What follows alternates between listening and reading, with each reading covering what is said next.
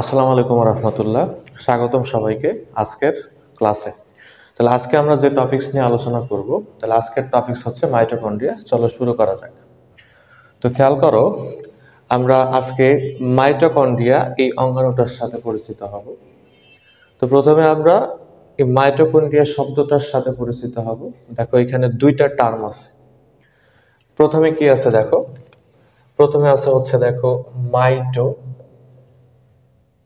তাহলে মাইটো এটা ল্যাটিন শব্দ, এটা আসছে হচ্ছে আমাদের মাইটোস থেকে। মাইটোস, তাহলে মাইটোস এটা ল্যাটিন শব্দ, এর অর্থ হচ্ছে থ্রেড।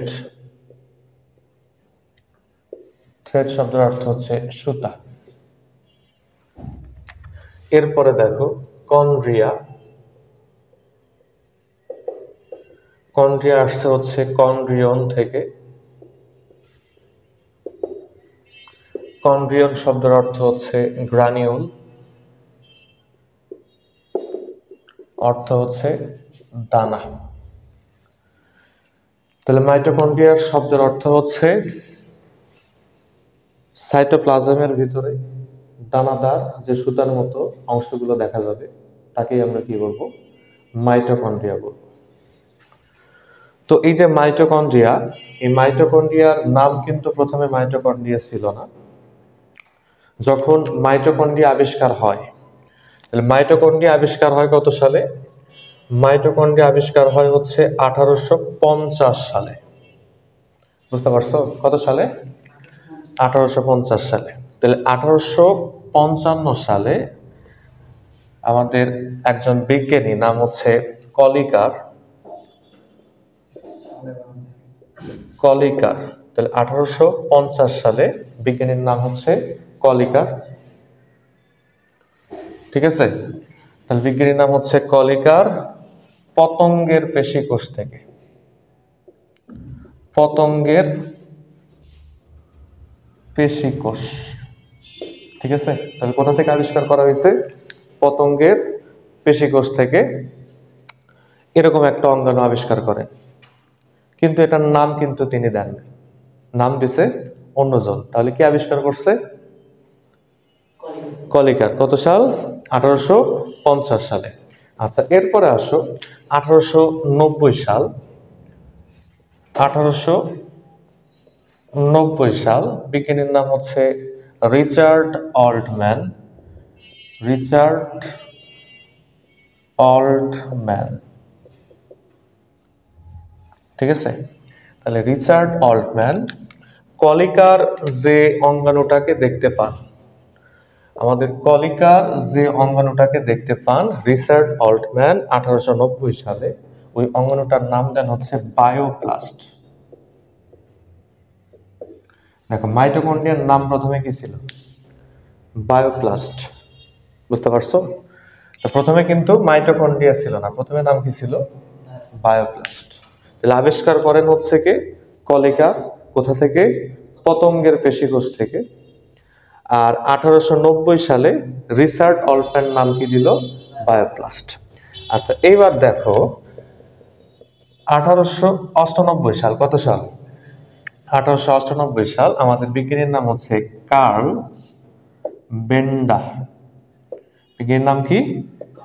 কার্ল বেন্ডার বায়োপ্লাস্ট এই নামটা পরিবর্তন করে নাম দিছে হইল মাইটোকন্ড্রিয়া।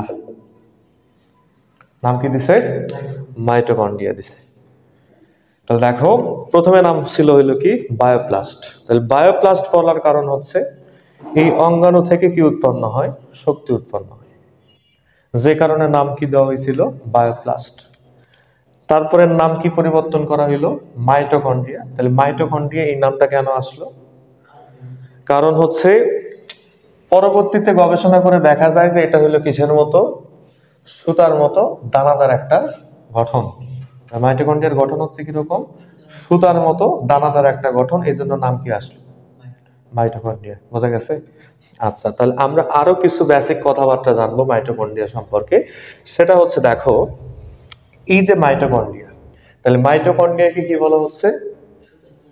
মাইটোকন্ড্রিয়াকে বলা হয় হচ্ছে পাওয়ার হাউস। কি বলা হচ্ছে? পাওয়ার হাউস বলে। ঠিক আছে, তাহলে মাইটোকন্ড্রিয়াকে কি বলা হচ্ছে? পাওয়ার হাউস বা শক্তি ঘর বলা হচ্ছে। তার মানে আমাদের এই যে অঙ্গাণুটা, আমরা কিছুক্ষণ পরে এটা আঁকানো শিখবো, মাইটোকন্ড্রিয়া কিভাবে আঁকায়। তাহলে এই অঙ্গাণু থেকে কি হচ্ছে? শক্তি উৎপন্ন হচ্ছে।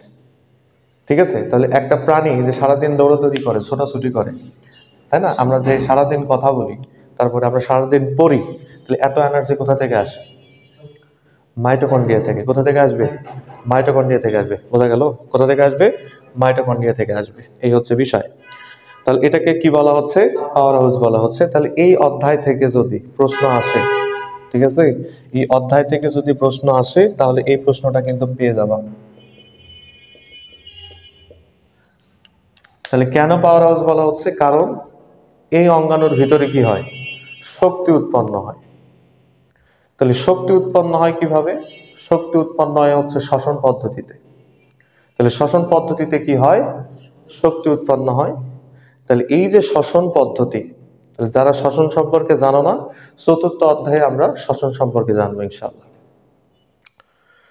তো শ্বসন পদ্ধতিতে কি হয়? শক্তি উৎপন্ন হয়। আর শ্বসনের গুরুত্বপূর্ণ তিনটা ধাপ মাইটোকন্ড্রিয়ার ভিতরে হয়, যার ভিতরে অন্যতম হচ্ছে ক্রেবস চক্র। তাহলে ক্রেবস চক্র কোথায় হয়? মাইটোকন্ড্রিয়াতে। এটিপি উৎপন্ন হয় কোথায়? মাইটোকন্ড্রিয়াতে। যে কারণে মাইটোকন্ড্রিয়াকে কি বলা হবে? পাওয়ার হাউস বা শক্তি ঘর বলা হবে। আচ্ছা, আরো একটা ইনফরমেশন দেখো, এই যে মাইটোকন্ড্রিয়া, এই মাইটোকন্ড্রিয়াকে কি বলা হয়? স্বনির্ভর অঙ্গাণু। কি বলা হয়? স্বনির্ভর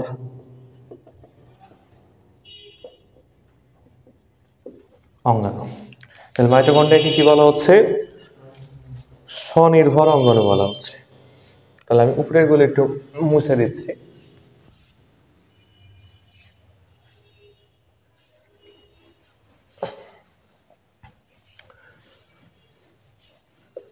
দেখো, মাইটোকন্ড্রিয়াকে কি বলা হচ্ছে? স্বনির্ভর অঙ্গাণু। তো চলো আমরা এই বিষয়টা বুঝি যে মাইটোকন্ড্রিয়াকে স্বনির্ভর অঙ্গাণু বলা হচ্ছে কেন। ঠিক আছে, তাহলে স্বনির্ভর অথবা এটাকে বলা হয় আত্মপ্রজননশীল। আত্মপ্রজননশীল। দেখো, কোষের যে সাইটোপ্লাজম, কোষের সাইটোপ্লাজমে কি আছে? অনেক অঙ্গাণু আছে। বুঝতে পারছো? একটু ভালোভাবে লাগাই দাও, ভালোভাবে ভালোভাবে একটু লাগাই দাও। আসো, তুমি আসো, তুমি আসো, সমস্যা নেই, আসো, ওই লাগাই দিচ্ছি।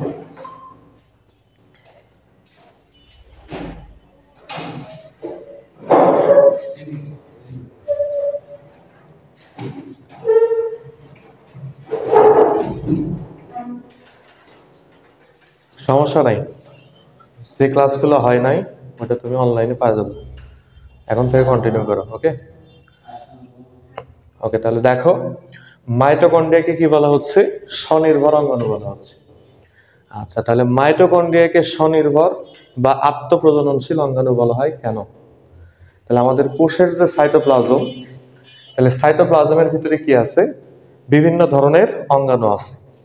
যেমন এর ভিতরে কি আছে? নিউক্লিয়াস আছে, প্লাস্টিড আছে, মাইটোকন্ড্রিয়া আছে, গোলজি বস্তু আছে, তারপর হচ্ছে লাইসোজোম আছে, এরকম অনেক কি আছে? কোষীয় অঙ্গাণু কিন্তু আছে। ঠিক আছে না? কোষের ভিতরে কিন্তু কি আছে? বিভিন্ন অঙ্গাণু আছে। তো আমরা প্রথমে একটা ইনফরমেশন জানছিলাম, সেটা হচ্ছে সাইটোপ্লাজমের যে অঙ্গাণু, এই অঙ্গাণুগুলো দুই ধরনের হয়, তাই না? কয় ধরনের হয়? দুই ধরনের। সেটা হচ্ছে কিসের ভিত্তিতে? আবরণী। কিসের ভিত্তিতে? আবরণী। তাহলে প্রত্যেকটা অঙ্গাণুর আবরণী আছে না? প্রত্যেকটা অঙ্গাণুর কিন্তু কি আছে? আবরণী আছে। আবার কিছু অঙ্গাণু আছে যাদের আবরণী নাই। তাহলে যারা এই জিনিসগুলো মিস করছো, পরবর্তীতে আমরা ব্যাকআপ ক্লাসের মাধ্যমে আবার এই বিষয়গুলো কি করব? বুঝাই দেব। ঠিক আছে? তাহলে সাইটোপ্লাজমের ভিতরে যে অঙ্গাণুগুলো আছে যেরকম মাইটোকন্ড্রিয়া, প্লাস্টিড, তারপরে লাইসোজোম, তারপর হচ্ছে এন্ডোপ্লাজমিক রেটিকুলাম, তাই না? তো এরকম বিভিন্ন ধরনের কি আছে, অঙ্গাণু কিন্তু আছে। তো এই আবরণীর উপর ভিত্তি করে আমরা কোষকে দুই ভাগে ভাগ করছিলাম। কয় ভাগে? দুই ভাগে ভাগ করছিলাম। কি কি? ঝিল্লিবদ্ধ আর হইলো কি ঝিল্লিবিহীন। ঠিক আছে, খাতা কলম রেডি করো, এগুলো ঝটপট লিখে ফেলো। ঝিল্লিবদ্ধ আর একটা হইল ঝিল্লিবিহীন। ঝিল্লিবিহীন, ঠিক আছে। তাহলে দেখো আমরা সাইটোপ্লাজমের অঙ্গাণুগুলোকে প্রথমে দুই ভাগে ভাগ করছিলাম। কিভাবে? আবরণীর উপর ভিত্তি করে। কার ভিত্তিতে? আবরণীর উপর ভিত্তি করে। তাহলে এবার আমরা সাইটোপ্লাজমের অঙ্গাণুগুলোকে আবার দুই ভাগে ভাগ করব। কয় ভাগে ভাগ করব? আবার আমরা সাইটোপ্লাজমের অঙ্গাণুগুলোকে দুই ভাগে ভাগ করব, কিন্তু এবার আমরা ভিত্তি হিসেবে আবরণীকে নিব না। আমরা অন্য কোনো ভিত্তিতে আমরা কি করব? সাইটোপ্লাজমের অঙ্গাণুগুলোকে দুই ভাগে ভাগ করব। ঠিক আছে, তাহলে এবার আমরা কার ভিত্তিতে সাইটোপ্লাজমের অঙ্গাণুকে দুই ভাগে ভাগ করব? স্বনির্ভরতার উপরে। অর্থাৎ যে অঙ্গাণুগুলো নিজে থেকেই তৈরি হয় এই অঙ্গাণুগুলোকে কি বলা হয়? স্বনির্ভর অঙ্গাণু। আর যে অঙ্গাণুগুলো অন্য কোনো অঙ্গাণু থেকে তৈরি হবে সেগুলোকে আমরা কি বলবো? স্বনির্ভর না, পরনির্ভর। বুঝতে পারছো? তাহলে আত্মপ্রজননশীল আর স্বনির্ভর কি দুইটা একই জিনিস? দুইটা একই জিনিস। যেটাই স্বনির্ভর সেটাই কি আত্মপ্রজননশীল। তার মানে নিজেই নিজেকে কি করে? তৈরি করে। বুঝতে পারছো? নিজেই নিজেকে কি করে? তৈরি করে। তাহলে এরকম যদি হয় তখন সেটাকে কি বলা হবে? স্বনির্ভর। বিষয়টা আবার বোঝো। বিষয়টা হচ্ছে যে ধরো কোষের ভিতরে একটা অঙ্গাণু আছে, মনে করো এটা হচ্ছে একটা অঙ্গাণু। তাহলে এই অঙ্গাণু যদি এরকম আরো একটা অঙ্গাণু বা এরকম আরো একটা অঙ্গাণু তৈরি করে, তাহলে আমরা এই অঙ্গাণু বা এই অঙ্গাণুগুলোকে কি বলবো? স্বনির্ভর। অর্থাৎ এরা নিজেরা নিজেদেরকে কি করে? তৈরি করে। আর কিছু অঙ্গাণু আছে যারা অন্যদের কাছ থেকে কি হয়? তৈরি হয়। তাদেরকে কি বলবো আমরা? পরনির্ভর। স্বনির্ভর বলবো না। তাহলে এখন আমরা সাইটোপ্লাজমের অঙ্গাণুগুলোকে আরো দুই ভাগে ভাগ করব। এটা কার উপর ভিত্তি করে? মানে এই যে প্রজননশীলতা। ঠিক আছে, তাহলে যে অঙ্গাণুগুলো কি হবে? নিজে থেকে নিজেদের কি করবে? তৈরি করবে, তাদেরকে আমরা কি বলবো? স্বনির্ভর। আর যে অঙ্গাণুগুলো অন্য কোনো অঙ্গাণু থেকে তৈরি তাদেরকে আমরা কি বলবো? পরনির্ভর। তাহলে এই যে স্বনির্ভর অঙ্গাণু বা আত্মপ্রজননশীল অঙ্গাণু, এগুলোকে আমরা কিভাবে চিনব? তাহলে এই অঙ্গাণুগুলোকে চেনার উপায় হচ্ছে, দেখো প্রথমে আমাদের যেটা দেখতে হবে, নিজস্ব ডিএনএ থাকতে হবে। কি থাকতে হবে? নিজস্ব ডিএনএ। আর দ্বিতীয় নাম্বার হইল নিজস্ব রাইবোজোম। ঠিক আছে, তাহলে স্বনির্ভর অঙ্গাণুর কয়টা বৈশিষ্ট্য থাকবে? দুইটা। কয়টা বৈশিষ্ট্য থাকবে? দুইটা। তাহলে আমরা যতগুলো স্বনির্ভর অঙ্গাণু পাবো ওই অঙ্গাণুগুলোর ভিতরে কি থাকবে? ডিএনএ থাকবে, এবং ওদের ভিতরে কি থাকবে? রাইবোজোম থাকবে, এবং প্রতিরূপ সৃষ্টি করবে। কি করবে? প্রতিরূপ সৃষ্টি করে। তাহলে এই যে বৈশিষ্ট্যগুলো, এই বৈশিষ্ট্যগুলো যার ভিতরে পাবো ওই অঙ্গাণুটাই হইল কি? স্বনির্ভর। এই বৈশিষ্ট্যগুলো আমরা যাদের ভিতরে পাবো ওই অঙ্গাণুগুলো কি? স্বনির্ভর। বোঝা গেল? তাহলে স্বনির্ভর হইতে হইলে কয়টা বৈশিষ্ট্য থাকা লাগবে? এই কয়েকটা। কি কি? নিজস্ব ডিএনএ থাকবে, নিজস্ব রাইবোজোম থাকবে, এবং প্রতিরূপ মানে কি? তাহলে আমি যদি কি করি? আমার মতো আর একটা কাউকে তৈরি করি, তাহলে সেটা কি? প্রতিরূপ। তাহলে ধরো এটা একটা মাইটোকন্ড্রিয়া, তাহলে এই মাইটোকন্ড্রিয়া কোষের ভিতরে কি তৈরি করতেছে? আরো একটা মাইটোকন্ড্রিয়া তৈরি করতেছে। তাহলে সে কি তৈরি করলো? প্রতিরূপ। কি তৈরি করলো? প্রতিরূপ। তাহলে যারা প্রতিরূপ তৈরি করতে পারবে তাদেরকে আমরা কি বলবো? স্বনির্ভর অঙ্গাণু, অথবা কি বলবো? আত্মপ্রজননশীল অঙ্গাণু। তাহলে আত্মপ্রজননশীল বা স্বনির্ভর হওয়ার শর্ত কয়টা? 3টা। তাহলে এই 3টা পয়েন্ট কি তোমরা বুঝতে পারছো? ক্লিয়ার? বোঝা গেছে? Very good. তাহলে দেখো আমরা এই শর্তগুলো কিন্তু জানলাম। তাহলে এখন আমরা দেখবো যে আসলে স্বনির্ভর অঙ্গাণু তো চিনলাম, তাই না? তাহলে মাইটোকন্ড্রিয়া স্বনির্ভর অঙ্গাণু, নিউক্লিয়াস কি? স্বনির্ভর অঙ্গাণু, প্লাস্টিড কি? স্বনির্ভর অঙ্গাণু। তাহলে স্বনির্ভর অঙ্গাণু কয়টা পাইলাম আমরা? কি কি? তাহলে আমরা পাইলাম হইলো নিউক্লিয়াস, তাই না? তাহলে স্বনির্ভর অঙ্গাণু কয়টা? 3টা। তাহলে কি আছে দেখো, তাহলে আমাদের নিউক্লিয়াস আছে, তাই না?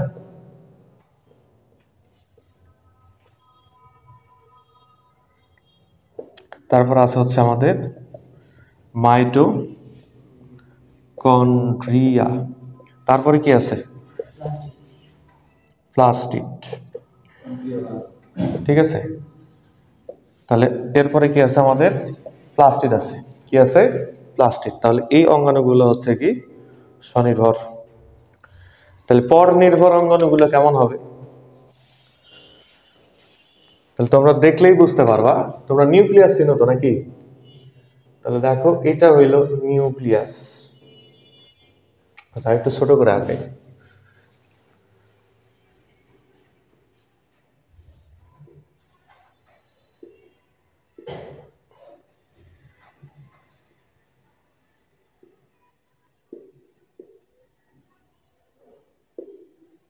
ওকে, তাহলে দেখো এটা হচ্ছে আমাদের নিউক্লিয়াস, এটা হচ্ছে আমাদের নিউক্লিয়াস। নিউক্লিয়াসের ক্লাস কিন্তু আমরা নিচ্ছি, যে নিউক্লিয়াসের গঠন কেমন এর ক্লাস কিন্তু হয়ে গেছে। তো তারপরেও দেখো আমরা এখানে একটা কি আঁকাইছি? নিউক্লিয়াস আঁকাইছি। তাহলে তোমরা জানো যে নিউক্লিয়াসের বাইরে এই যে আবরণী, এই আবরণীকে কি বলা হয়? নিউক্লিয়ার মেমব্রেন বা নিউক্লিয়ার আবরণী, তাই না? কি বলা হয় এটাকে? নিউক্লিয়ার মেমব্রেন বা নিউক্লিয়ার আবরণী। তাহলে দেখো এই যে নিউক্লিয়ার আবরণী, এই নিউক্লিয়ার আবরণী থেকে আমরা এরকম কিছু দেখতে পাই, ঠিক আছে? নিউক্লিয়ার আবরণী থেকে দেখো এরকম কিছু তৈরি হচ্ছে, নিউক্লিয়ার আবরণী থেকে দেখো এরকম কিছু তৈরি হচ্ছে।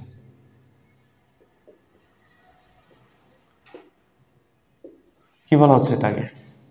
Endoplasmic reticulum. কি বলা হয় এটাকে? তাহলে এই যে অঙ্গাণুটা তৈরি হইলো, কোথা থেকে তৈরি হইলো? নিউক্লিয়াসের আবরণী থেকে। তাহলে এই অঙ্গাণুটা কোথা থেকে তৈরি হয়েছে? নিউক্লিয়াসের আবরণী থেকে তৈরি হয়েছে। এর নাম কি? এর নাম হলো দেখো এন্ডোপ্লাজমিক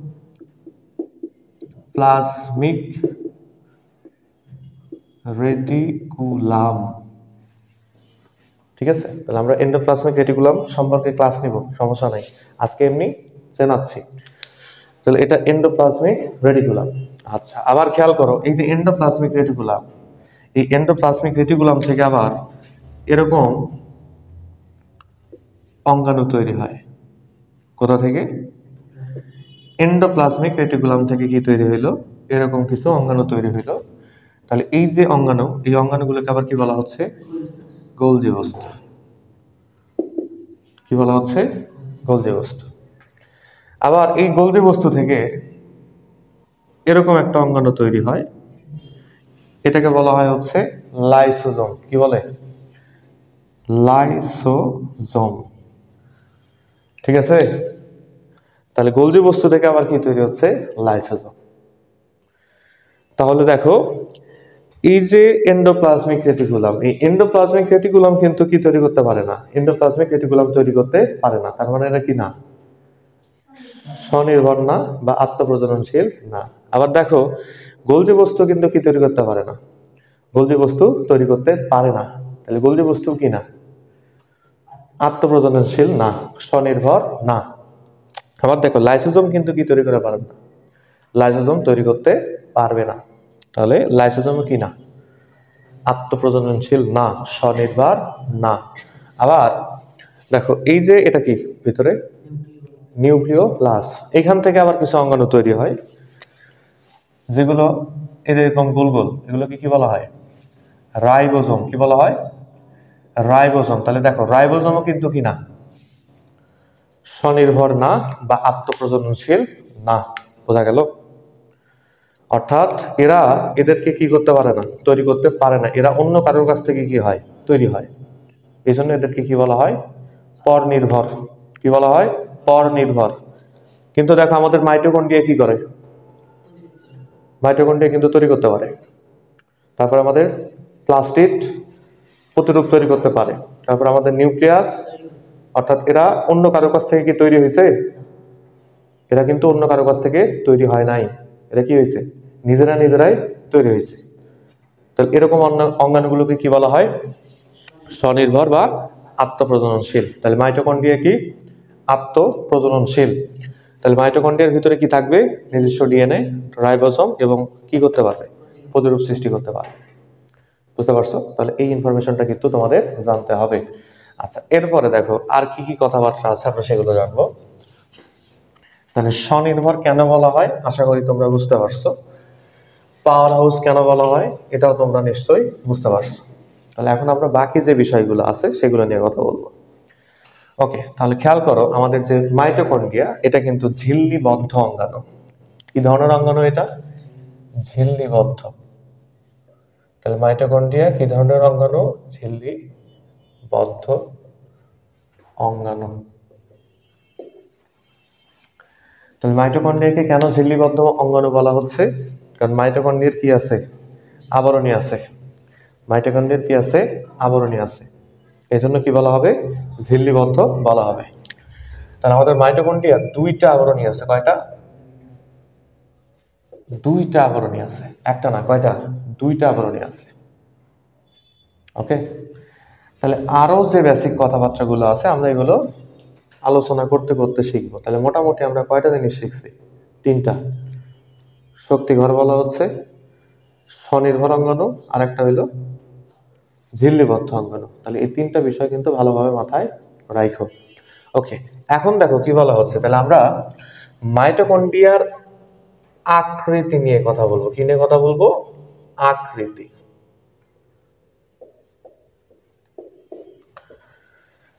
তাহলে আমরা কোষের ভিতরে বিভিন্ন আকৃতির কি দেখতে পাবো, মাইটোকন্ড্রিয়া দেখতে পাবো।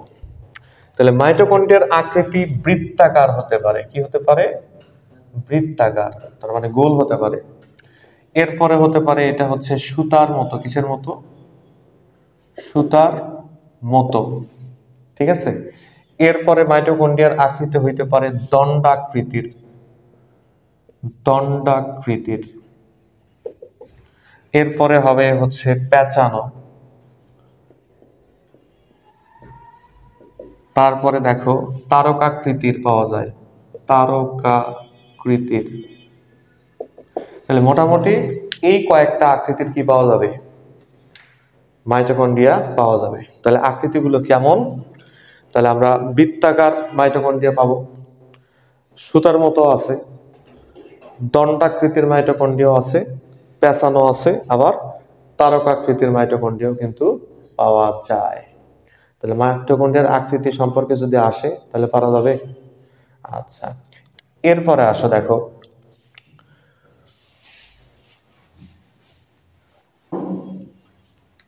যদি বলে যে মাইটোকন্ড্রিয়া কিভাবে সৃষ্টি হয়েছে, যদি বলে মাইটোকন্ড্রিয়া কিভাবে সৃষ্টি হয়েছে, তখন তোমরা বলবা যে এন্ডোসিম্বায়োসিস পদ্ধতিতে।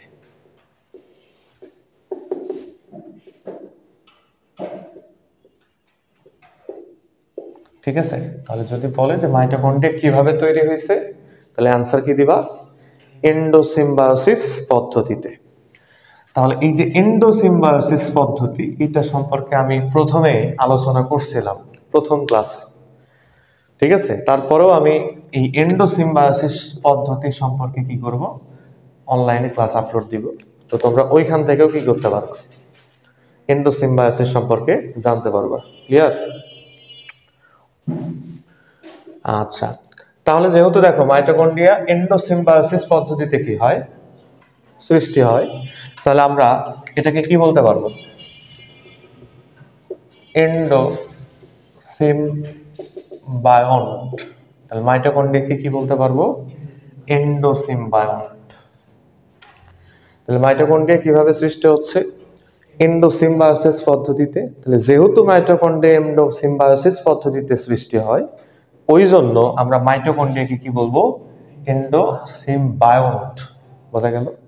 এন্ডোসিম্বায়ন্ট। ওকে, এবার আমরা জানবো হচ্ছে মাইটোকন্ড্রিয়ার সংখ্যা। কি জানবো? সংখ্যা জানবো। তাহলে একটা কোষে কতগুলো মাইটোকন্ড্রিয়া থাকবে এটা আমাদের জানা জরুরি। তাহলে সাধারণ যে কোষগুলো আছে, ঠিক আছে, তাহলে সাধারণ যে কোষ, তাহলে সাধারণত একটি কোষে মাইটোকন্ড্রিয়ার সংখ্যা হবে, ঠিক আছে। তাহলে দেখো সাধারণত কোষে মাইটোকন্ড্রিয়ার সংখ্যা কত হবে? 300 থেকে 400টা। সাধারণত কোষে মাইটোকন্ড্রিয়া কতগুলো হবে? 300 থেকে 400টা, ঠিক আছে। আচ্ছা, তো কিছু স্পেশাল কোষ আছে যে কোষগুলোতে মাইটোকন্ড্রিয়ার সংখ্যা বেশি হয়,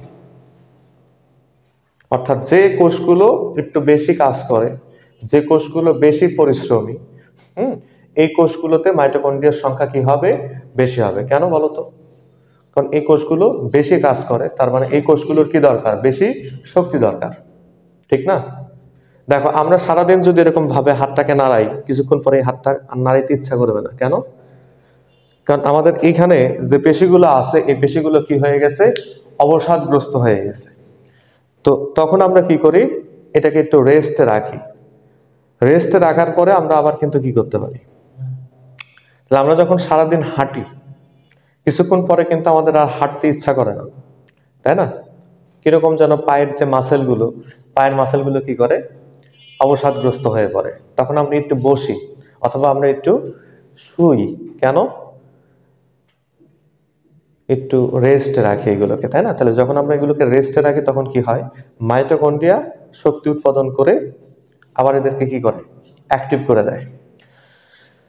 তো যে কোষগুলো বেশি পরিশ্রম করে, এই কোষগুলোতে কি থাকবে? মাইটোকন্ড্রিয়ার সংখ্যাও বেশি থাকবে, ঠিক আছে। তাহলে দেখো আমাদের যকৃৎ কোষ, কি কোষ? যকৃৎ কোষ। তাহলে যকৃৎ কোষ চিনো তো? লিভারের যে কোষ যকৃৎ। তাহলে যকৃৎ কোষে মাইটোকন্ড্রিয়ার সংখ্যা একটু বেশি হবে। কত? 1000টি। তাহলে আমাদের যে যকৃৎ কোষ, যকৃৎ কোষে মাইটোকন্ড্রিয়ার সংখ্যা বেশি, কারণ যকৃৎ কোষ প্রচুর কাজ করে। সারাদিন এটার ভিতরে কি হয়? বিভিন্ন ধরনের অ্যাকশন রিয়াকশন চলতে থাকে, যে কারণে যকৃৎ কোষে মাইটোকন্ড্রিয়ার সংখ্যা একটু বেশি হবে। ওকে, আচ্ছা, এরপরে আমাদের ক্লোরেলা, ক্লোরেলা ও ক্লামাইডোমোনাস, ক্লামাইডোমোনাস। তাহলে ক্লোরেলা এবং ক্লামাইডোমোনাস এগুলো হচ্ছে এককোষী শৈবাল, বুঝছো? ক্লোরেলা এবং ক্লামাইডোমোনাস এরা হইল এককোষী শৈবাল। ওকে, তাহলে এদের কোষে একটি করে মাইটোকন্ড্রিয়া থাকবে। এদের কোষে একটি করে কি থাকবে? মাইটোকন্ড্রিয়া থাকবে। আচ্ছা, এরপরে কি আছে দেখো। তাহলে এরপরে আছে হচ্ছে আমাদের উভচর প্রাণীদের ডিম। উভচর প্রাণীর ডিম, উভচর প্রাণীর ডিম। উভচর প্রাণী চিনো? ব্যাঙ কি উভচর প্রাণী? কারণ ব্যাঙ যখন ছোট ছিল তখন সে কোথায় ছিল? পানিতে। মানে ছোট মানে কেমন ছোট? খুবই ছোট, ঠিক আছে। তাহলে ব্যাঙ যখন কি হয়, মানে একদম শিশু, মানে ব্যাঙাচি যেটাকে বলা হয়, তো ব্যাঙাচি অবস্থায় ব্যাঙ কোথায় থাকে? পানিতে। তারপরে ব্যাঙ যখন কি হয়ে যায়, ম্যাচিওর হয়ে যায়, তখন সে কোথায় চলে আসে? ডাঙায়। আবার প্রজননের সময় কোথায় যায়? পানিতে। যখন বড় হয় তখন আবার কোথায় আসে? ডাঙায় আসে। তার মানে ব্যাঙ জীবনের কোনো একটা সময় সে পানিতে থাকে, আবার কোনো একটা সময় সে কোথায় আসে?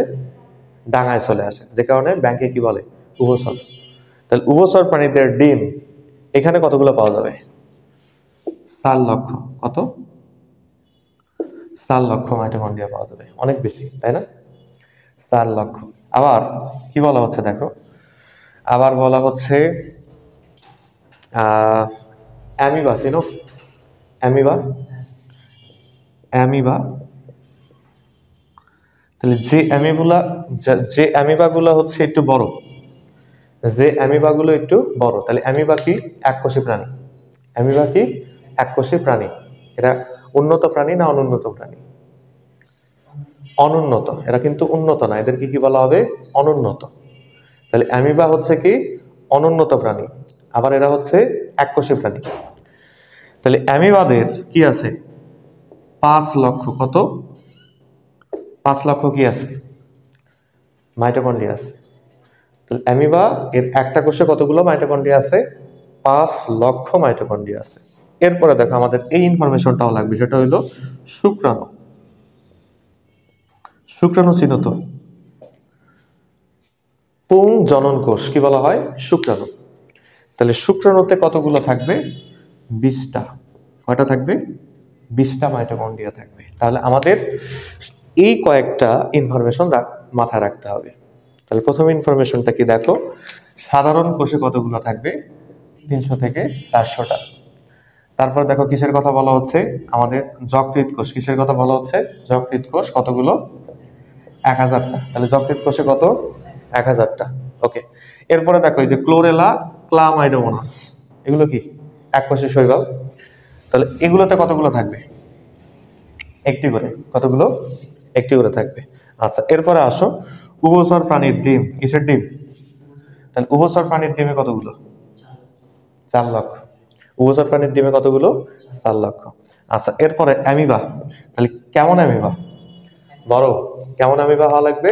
বড়, দৈত্য আকৃতির, জায়ান্ট, বড় বড় যে অ্যামিবা গুলো আছে, তাহলে এই বড় বড় অ্যামিবা গুলোতে কতগুলো থাকবে?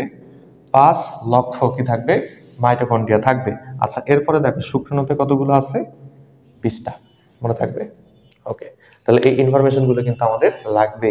এখন আমরা চলে যাব হচ্ছে মাইটোকন্ড্রিয়ার গঠনে। কোথায় চলে যাব? মাইটোকন্ড্রিয়ার গঠন। ঠিক আছে?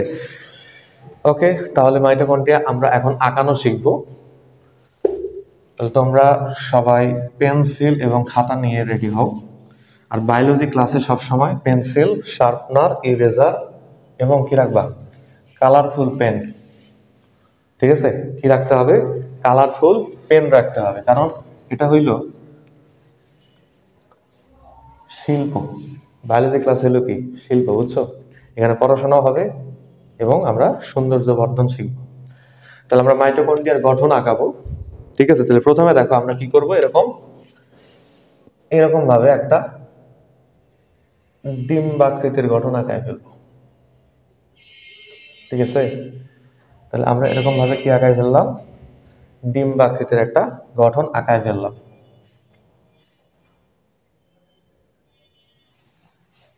ঠিক আছে? তাহলে আমরা এরকম ভাবে দেখো যে ডিম্বাকৃতির গঠনটা আঁকায় ফেলছি। তাহলে এই যে বাইরের যে আবরণী, এই আবরণীকে বলা হবে আউটার লেয়ার।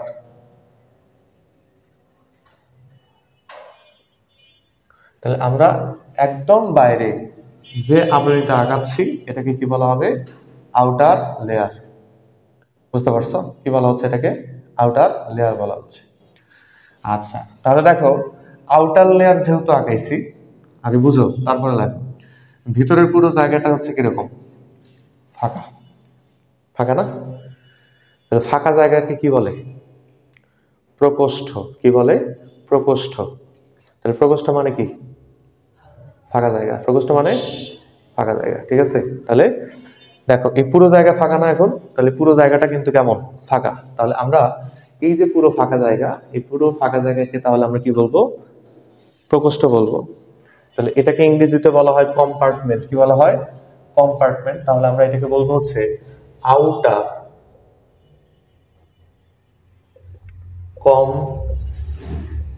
কম্পার্টমেন্ট। কি বলবো এটাকে আমরা? Outer compartment. তাহলে মাইটোকন্ড্রিয়ার 2টা আবরণী, 2টা প্রকোষ্ঠ। তাহলে মাইটোকন্ড্রিয়ার প্রকোষ্ঠ কয়টা? 2টা। আবরণী কয়টা? 2টা। ঠিক আছে? তাহলে দেখো আমরা প্রথমে কি আঁকাইছি? বাইরের আবরণীটাকে আঁকাইছি। তাহলে বাইরের আবরণীতে কোথাও ভাঁজ আছে? বাইরের আবরণীতে কিন্তু কোথাও ভাঁজ নাই। তাহলে এটা হলো কেমন? মসৃণ। ঠিক আছে? এটা হচ্ছে কেমন? মসৃণ। ওকে। তাহলে আউটার কম্পার্টমেন্ট চিনছো? ঠিক আছে। এখন দেখো আউটার কম্পার্টমেন্টের ভিতরে, কোথায়, আউটার কম্পার্টমেন্টের ভিতরে আমরা মাইটোকন্ড্রিয়ার 2 নাম্বার যে আবরণী সেটাকে দেখতে পাবো। কার ভিতরে এটা? আউটার কম্পার্টমেন্টের ভিতরে। তাহলে এটা মাইটোকন্ড্রিয়ার কয় নাম্বার আবরণী? 2 নাম্বার। কয় নাম্বার? 2 নাম্বার আবরণী। ওকে, তো তোমরা 2 নাম্বার আবরণীটা এরকম ভাবে ড্রয়িং করবা। দেখো এটার জায়গায় জায়গায় কিন্তু কি আছে, এরকম ভাঁজ আছে, তাই না? দেখো এটার জায়গায় জায়গায় কি আছে, এই যে ভাঁজ। ঠিক আছে, তাহলে দেখো আমরা এখানে যে সবুজ মার্কার ব্যবহার করছি, তাহলে আমরা একটা আবরণী আঁকাইছি। কোথায় আবরণী আঁকাইছি? আউটার কম্পার্টমেন্টের ভিতরে। আবরণী কোথায় আঁকাইছি আমরা? আউটার কম্পার্টমেন্টের ভিতরে। তাহলে আমরা মাইটোকন্ড্রিয়ার 2 নাম্বার আবরণী আঁকাইছি। তাহলে এটাকে কি বলবো আমরা? ইনার। কি বলবো? Inner layer. কি বলবো এটাকে আমরা? ইনার লেয়ার বা মাইটোকন্ড্রিয়ার অভ্যন্তরীণ আবরণী। কি বলবো? অভ্যন্তরীণ আবরণী। ঠিক আছে, আচ্ছা তাহলে এটা কি মসৃণ না অমসৃণ? অমসৃণ। দেখো ভাঁজ আছে, ভাঁজ আছে না? তাহলে দেখো মাইটোকন্ড্রিয়ার ইনার মেমব্রেন এগুলো ভিতরের দিকে ভাঁজ আছে। কোন দিকে? তাহলে ভাঁজগুলো এরকম, তাই না? ভাঁজগুলো কিরকম? ভাঁজগুলো কিন্তু এরকম না, ভাঁজগুলো কিরকম? ভিতরের দিকে। কোন দিক? আর এটা কোন দিক? বাইরের দিক। তাহলে ভাঁজগুলো কোন দিকে? ভিতরের দিকে। তাহলে এই যে ভিতরের দিকের ভাঁজ, এই ভিতরের দিকের ভাঁজকে কি বলে? ক্রিস্টি। কি বলে? ক্রিস্টি। তাহলে দেখো এগুলো হচ্ছে কি ক্রিস্টি।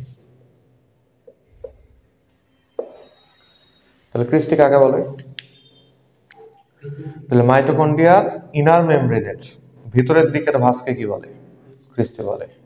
দেখছো, মাইটোকন্ড্রিয়ার ইনার মেমব্রেন, আউটার না কিন্তু, ইনার মেমব্রেনের ভিতরের দিকের ভাঁজকে কি বলা হবে? ক্রিস্টি। ওকে, তাহলে ইনার মেমব্রেন চারিদিকে কি করছে? আবরণী তৈরি করছে। এখন দেখো ইনার মেমব্রেনের ভিতরেও কিন্তু কি তৈরি হয়েছে? একটা ফাঁকা জায়গা তৈরি হয়েছে। তৈরি হয়েছে না? প্রথমে যেরকম আউটার মেমব্রেনের মাঝখানে কি তৈরি হয়েছিল? ফাঁকা জায়গা তৈরি হয়েছিল, ওইটাকে আমরা বলছিলাম প্রকোষ্ঠ। এখন দেখো ইনার মেমব্রেন এর মাঝখানেও কি তৈরি হয়েছে? ফাঁকা জায়গা তৈরি হয়েছে। তাহলে এটাকে কি বলা হবে? এটাকেও প্রকোষ্ঠ বলবো। তাহলে এটাকে আমরা কি বলবো? Inner compartment. কি বলবো? Inner compartment. তাহলে দেখো আমরা এই যে ভিতরে ফাঁকা জায়গা, এই ফাঁকা জায়গাকে কি বলবো? Inner compartment. তাহলে 2টা ফাঁকা জায়গা পাইছো। দেখো এই যে আউটার কম্পার্টমেন্ট আর একটা হচ্ছে কি ইনার কম্পার্টমেন্ট। তাহলে আমি কিন্তু প্রথমে বলছিলাম যে মাইটোকন্ড্রিয়াতে কয়টা প্রকোষ্ঠ আছে? 2টা। তাহলে প্রকোষ্ঠ মানে কি? ফাঁকা জায়গা। প্রকোষ্ঠ মানে ফাঁকা জায়গা। তাহলে 2টা প্রকোষ্ঠ চিনছো? কি কি?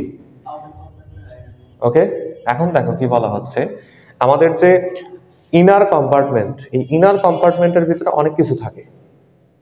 কি কি থাকে? তাহলে যে আমরা বলছিলাম না এটা হচ্ছে কি স্বনির্ভর অঙ্গাণু, বলছিলাম বলছিলাম না মাইটোকন্ড্রিয়া কি স্বনির্ভর অঙ্গাণু বলছিলাম না? তার মানে এটার ভিতরে কি আছে? কি আছে বলো? বৃত্তাকার ডিএনএ। দেখো কেমন ডিএনএ আছে? বৃত্তাকার। দেখো মাইটোকন্ড্রিয়ার ভিতরে কেমন ডিএনএ পাওয়া যায়? বৃত্তাকার ডিএনএ পাওয়া যায়। দ্রুত লিখতে হবে, দ্রুত। মাইটোকন্ড্রিয়ার ভিতরে কেমন ডিএনএ আছে? বৃত্তাকার ডিএনএ আছে। তাহলে বৃত্তাকার ডিএনএ কে কি বলে? কি বলে বলো? পারো না? প্লাজমিড। বৃত্তাকার ডিএনএ কে কি বলে? প্লাজমিড। স্বনির্ভর অঙ্গাণু না, তাহলে ডিএনএ থাকবে না, আর কি থাকবে? রাইবোজোম। কি থাকবে? এই দেখো মাত্র শিখেছি, ভুলে গেছি। তাহলে আর কি থাকবে? তাহলে ডিএনএ আছে, ডিএনএ দিছি, তাহলে এখন কি থাকবে? রাইবোজোম। কি থাকবে? রাইবোজোম। তাহলে রাইবোজোম গুলো কোথায় আছে দেখো? রাইবোজোম গুলো হচ্ছে আমাদের এই যে ইনার মেমব্রেনের সাথে। এই যে দেখো এখানে কি আছে? এই যে দেখো রাইবোজোম আছে, দেখছো? এখানে কি আছে? এই যে রাইবোজোম আছে। ঠিক আছে, রাইবোজোম আছে। তাহলে এগুলো হচ্ছে কি রাইবোজোম। তাহলে স্বনির্ভর অঙ্গাণুর ভিতরে কি থাকা লাগবে? ডিএনএ থাকা লাগবে এবং কি থাকা লাগবে, রাইবোজোম থাকা লাগবে। তাহলে এগুলো কোথায় থাকে? ইনার কম্পার্টমেন্টের ভিতরে। কোথায় থাকে? Inner compartment. তাহলে ইনার কম্পার্টমেন্টের ভিতরে কি কি পাইছি আমরা? ডিএনএ পাইছি, তারপরে কি পাইছি আমরা? রাইবোজোম। আর কি আছে? প্রচুর এনজাইম পাওয়া যায়। কি পাওয়া যায়? প্রচুর এনজাইম। ঠিক আছে, দেখো বলা হচ্ছে 100 প্রকার। কয় প্রকার? 100 প্রকার এনজাইম থাকে এর ভিতরে। কয় প্রকার এনজাইম থাকে?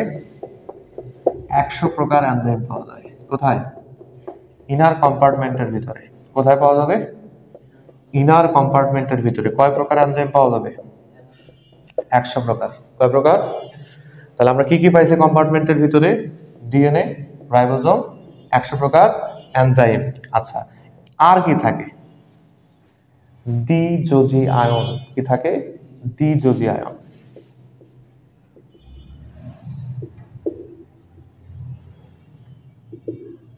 কি পাবো আমরা? দ্বিযোজী আয়ন পাবো।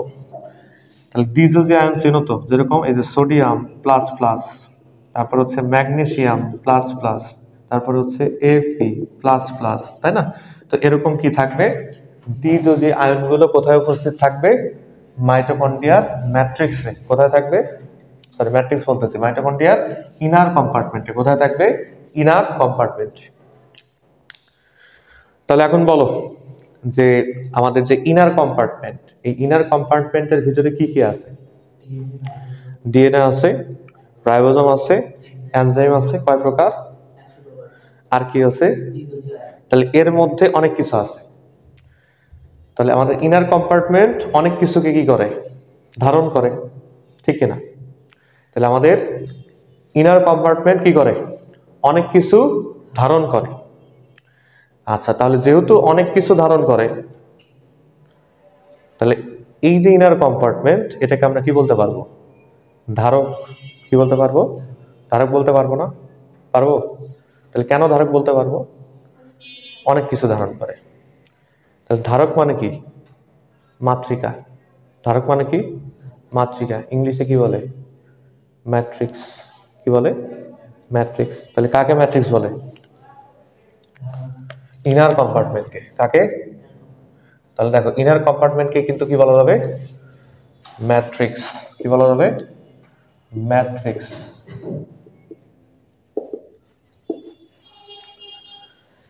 তাহলে আমাদের মাইটোকন্ড্রিয়ার যে ইনার কম্পার্টমেন্ট, এটাকে কি বলা হচ্ছে?